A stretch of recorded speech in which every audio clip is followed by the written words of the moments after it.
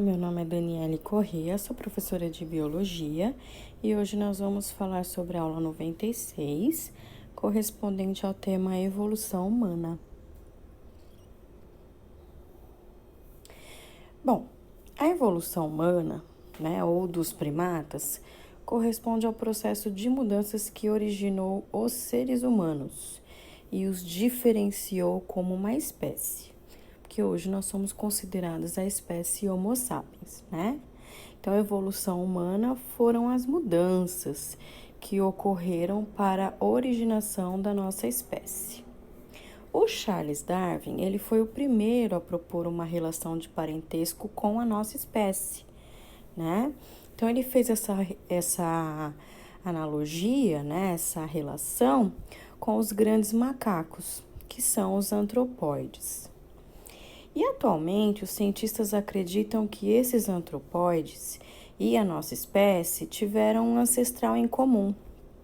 Então o Darwin, ele propôs um parentesco com os antropóides, partindo que nós ascendíamos dos macacos, né? Então tínhamos aí uma derivação, né? Tínhamos um ancestral dos macacos, né? Descendíamos dos macacos.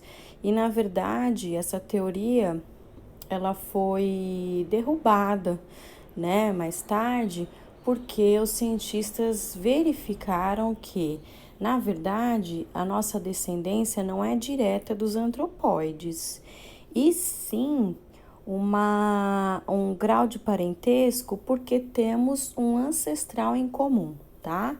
Então, temos uma relação de filogenia, sim, né, que é de parentesco, uma relação aí monofilética, né, segundo a cladística, ou seja, a gente possui um grau de parentesco e tem um ancestral em comum.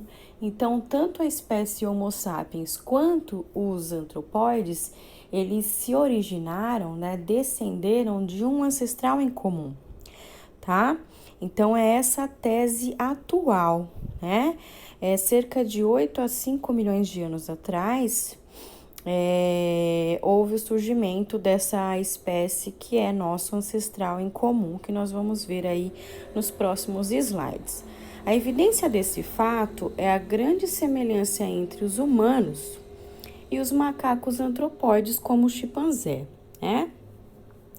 A evolução da espécie humana, ela foi iniciada há pelo menos 6 milhões de anos. Nesse período, uma população de primatas lá do noroeste da África se dividiu em duas linhagens, e cada uma dessas linhagens passaram a evoluir independentemente. Então, a gente também já estudou esse processo de seletividade natural, de seleção natural, né? O que aconteceu aqui no caso foi uma seleção natural por isolamento geográfico, né? Então, esses primatas, eles foram divididos em duas linhagens devido ao isolamento geográfico, e aí devido às condições climáticas, eles foram sofrendo adaptações, né? Então, cada espécie evoluiu independentemente. O primeiro grupo, ele permaneceu no ambiente da floresta tropical. Então, esse grupo, ele sofreu adaptações de acordo com o clima e originou os chimpanzés. E o segundo grupo se adaptou a ambientes mais abertos, como savana africana. E aí deu origem aos Homo sapiens, que é a nossa espécie, né? Então, por isso o continente africano é chamado de berço da humanidade, porque, segundo os cientistas atuais, devido a essa seleção natural por isolamento geográfico, nós originamos, então, na África, né? Porque a espécie Homo sapiens teria se originado, então, na savana africana, tá? E quais foram as etapas da evolução humana, né? Nós então descendemos de um ancestral em comum e passamos por processos de seleções naturais até chegarmos na nossa espécie, que é Homo sapiens, né? Então vamos ver onde tudo começou. Então nós temos aí É o primeiro grupo, né, que são os pré-australopitecos. Essas primeiras espécies vieram logo após a separação do grupo que originou os hominídeos e os chimpanzés. Então, essa primeira seleção natural que teve, né, dos antropóides, então teve os antropóides, e aí os antropóides, o que aconteceu? Eles foram divididos, né, por isolamento geográfico, e aí cada um ficou num determinado lugar e evoluiu de acordo com as condições climáticas impostas naquele meio, né? E aí teve uma divisão clara e que originou os chimpanzés e os hominídeos. E esses eram aí os australopitecos, tá? A principal característica era o modo de vida arborícola. E o registro fóssil, ele remonta a algumas espécies desse período. Então, a vida arborícola era uma vida de comunidade, né? Então, eles viviam em comunidade, trabalhavam em comunidade e também eles viviam de caça, tá? Quais eram os tipos de pré-australopitecos que encontrávamos? Existem 3, né? Os Sahelanthropus tchadensis, o Ororhyntugenensis e o Ardipithecus ramidos e Ardipithecus cadaba, tá? Os nomes complicados, o importante é vocês gravarem que eram os pré-australopitecos. Inclusive, um personagem da Mônica, né, que se refere aí ao Homem das Cavernas, ele tem um nome, né, se não me engano, Australopithecus, alguma coisa nesse sentido, que faz uma referência aí à origem da espécie humana, né? Então, vamos ver esses 3 tipos de pré-australopitecos. O Sahelanthropus, o fóssil foi encontrado no continente africano. Ele é pertencente a uma espécie primata, e essa espécie ela já possuía a postura bípede, tá? Então, isso foi bem interessante. Porque na vida arborícola, né, a caça e tudo mais, eles tiveram que se adaptar em sociedade e também a caça para sobrevivência. E aí eles já adotaram a postura bípede. É o mais antigo ancestral da linhagem humana. Então, os pré-australopitecos são os mais antigos da espécie humana, né? O Ororhyntugenensis, o fóssil, ele foi encontrado no Quênia. Ele também possuía postura bípede. Os cientistas datam esses fósseis de 6 milhões de anos atrás, tá? Então, também é considerado aí um pré-australopithecus, que foram aí os primeiros da linhagem da evolução humana. E os ardipithecus ramidos e Ardipithecus cadaba, o fóssil foi encontrado na Etiópia. Nessas espécies também se encontraram a postura bípede, e os cientistas acreditam que essa espécie foi o ancestral dos australopitecos, tá? Então, nós temos o pré e nós vamos ver a próxima linhagem da espécie humana, tá? Que a próxima linhagem da evolução humana, até chegar no Homo sapiens. Então, começamos ali pelos pré-australopitecos, que na verdade foi fruto do isolamento geográfico e a seleção natural, né? Que dividiu chimpanzés e hominídeos. Esses hominídeos, eles se tornaram aí os pré-australopitecos e vão evoluir aí até chegar na espécie Homo sapiens, tá? Então, vamos para a segunda linhagem dos hominídeos aí, que são os australopitecos. Então, os primeiros hominídeos, eles pertenciam ao gênero Australopithecus. Eles construíram um grupo diversificado e bem-sucedido. Então, olha só, além da postura bípede, que a gente já encontrava nos pré-australopitecos, eles adotaram uma postura mais ereta, né? Então, ao invés de ficar curvado, eles já tinham a postura ereta da coluna reta, né? E a dentição primitiva e mandíbula semelhante da espécie humana. Então, justamente pelas condições da alimentação que eles encontravam, eles precisavam então muito da mastigação, né, para triturar esse alimento, rasgar esse alimento. Então eles usavam muito a mandíbula, né? Então o desenvolvimento da mandíbula nos australopitecos foi fundamental para sua sobrevivência, devido à ingesta alimentar, tá? Devido à sua alimentação. Então, os marcos foram desenvolvimento da mandíbula, a postura ereta, né, que não era mais aquela postura curvada, e também eles foram os primeiros hominídeos a dominar o fogo, né? Então, aquele filme da Odisseia no espaço, enfim, que aparece lá os hominídeos fazendo fogo, aquela música característica, né? Tudo isso fez parte, então, da segunda linhagem, que foram os australopitecos. Eles descobriram o fogo e, através disso, eles conseguiram se expandir para outros territórios. Então, eles deixaram de ficar no mesmo local e, como tinham fogo, ele dava para se adaptar com o calor e também com a caça em outros lugares, eles partiram para a desbravação de outros territórios. Porque eles podiam cozinhar alimentos, poderiam ter uma fonte de calor, então eles desbravaram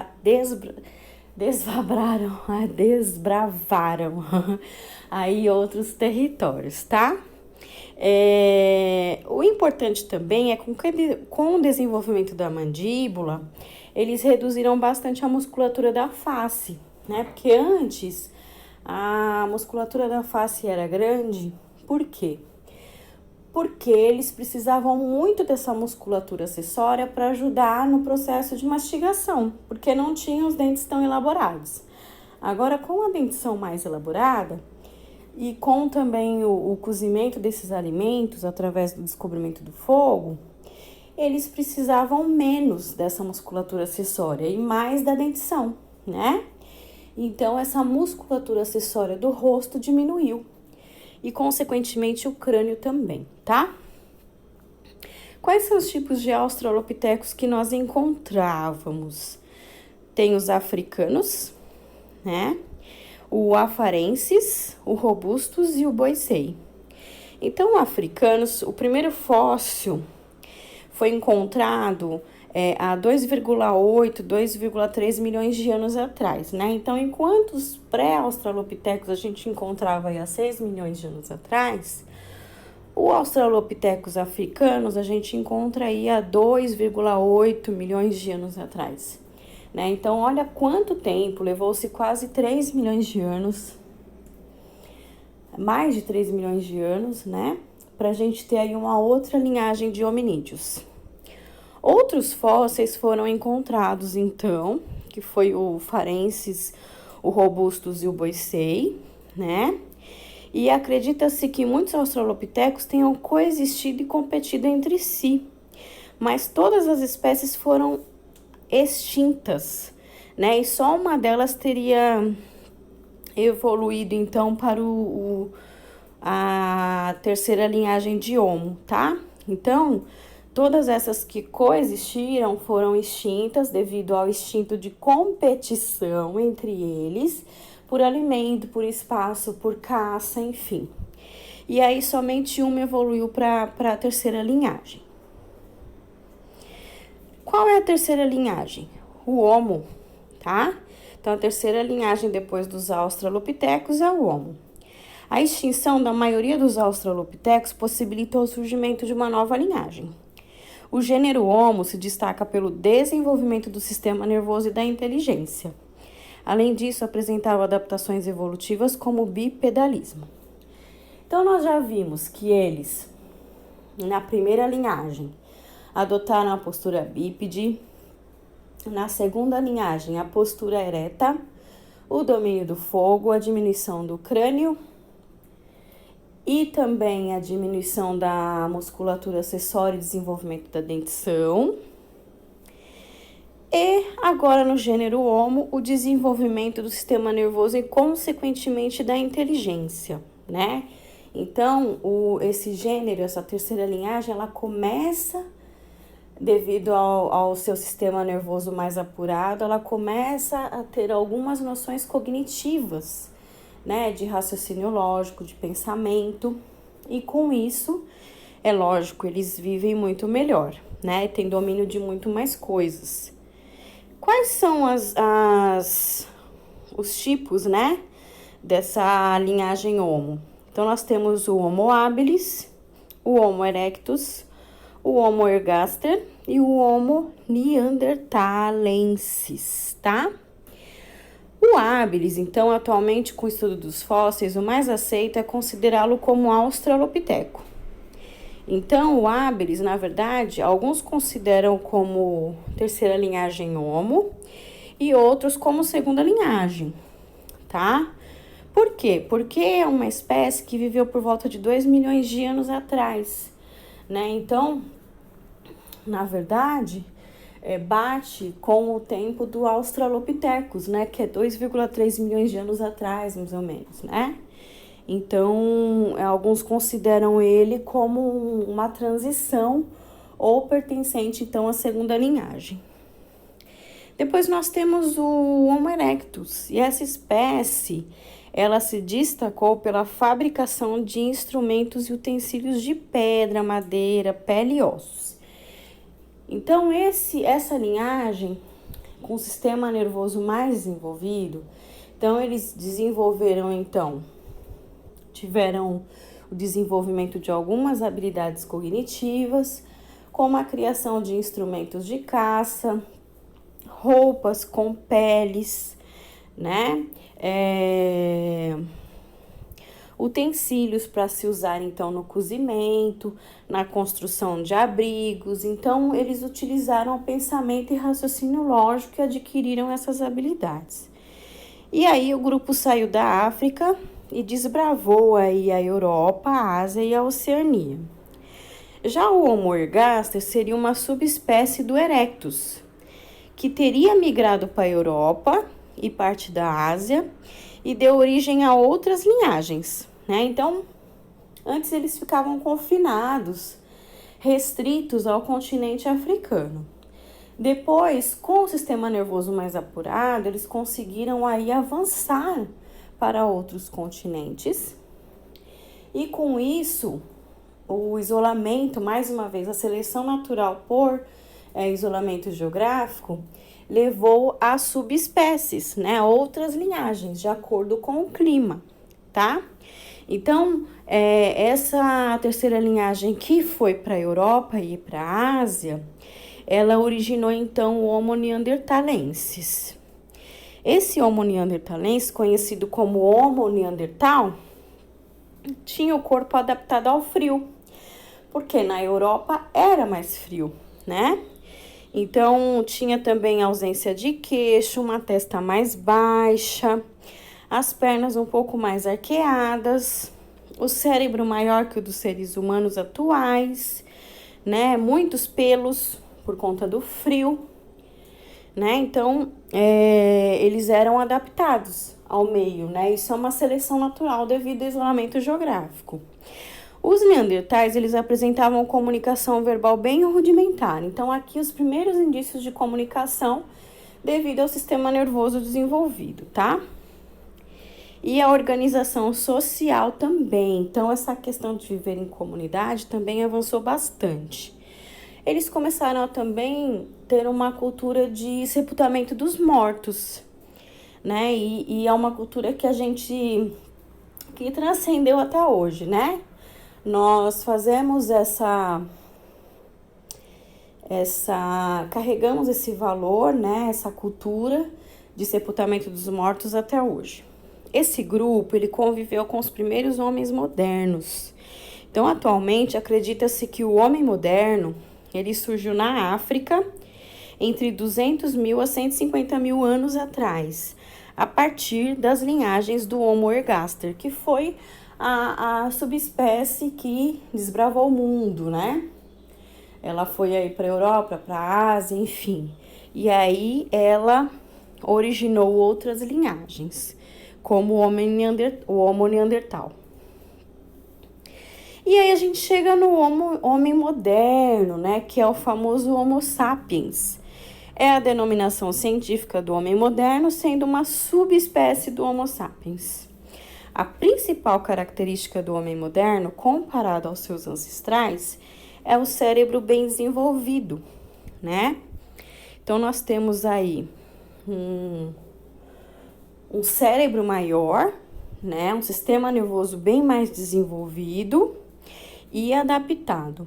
Além disso, a gente observa também a capacidade de raciocínio maior, comunicação, né? Principalmente o desenvolvimento da fala, e a inteligência e novas habilidades cognitivas pelo desenvolvimento do sistema nervoso.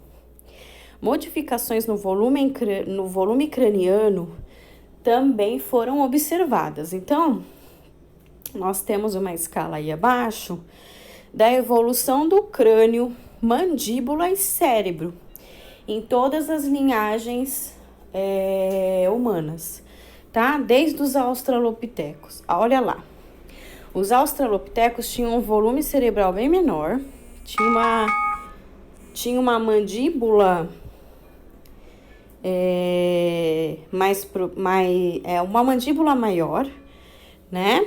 E dentes menos apurados, né? Eles tinham menos dentes, tá? Quando a gente chega no Homo habilis, a gente tem um volume cerebral um pouquinho maior. Nós temos também uma mandíbula ainda grande e a quantidade de dentes parece ter aumentado, né? Quando chegamos no Homo erectus, nós temos então um volume cerebral de destaque aí, né? Veja quanto que cresceu. Nós temos uma mandíbula maior e mais quantidades de dentes. No Homo neandertal, nós temos um volume cerebral ainda maior, uma projeção do crânio, né, que começou ali no Homo erectus. Temos uma protusão também da órbita ocular, né, então olha o tamanho do olho, né, desde ali do Homo erectus também. Uma mandíbula que começa a diminuir, né, porque aí já teve domínio do fogo, cozimento de alimentos e maior quantidade de dentição.